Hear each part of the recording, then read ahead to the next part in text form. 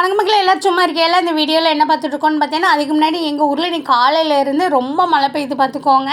அதனால் அப்பா வந்து கேட்டாவும் இன்றைக்கி வந்து தீயல் வேண்டி சாம்பார் வேண்டாம் அப்படின்னா, நான் சொன்னேன் செவ்வாய்க்கிழமை அதுமாதிரி சாம்பார் வேண்டாங்கல அப்படின்னா, ஆமாம் சாம்பாரை விட இந்த மழைக்கு வந்து தீயல் நல்லா சுள்ளு புள்ளுன்னு சாப்பிட்டா நல்லாயிருக்கும் போல் இருக்குது, அதனால தீயல் வேணாவோ.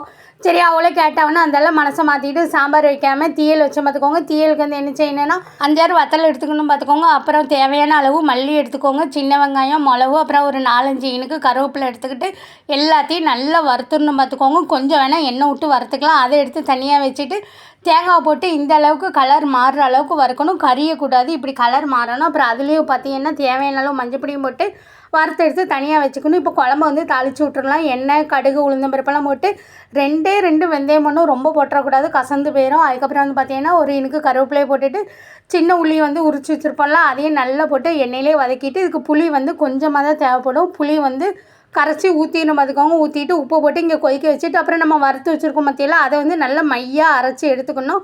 அரைச்சி எடுத்து புளி கரைசல் நல்லா கொதிச்சோன்னா அதில் வந்து போட்டுறணும் பார்த்துக்கோங்க. அரைச்சதை போட்டுட்டு ஒரு சின்ன துண்டு கருப்பட்டி போட்டுட்டிங்கன்னு வைங்களேன், தீயல் வந்து அவ்வளோ ருசியாக இருக்கும்.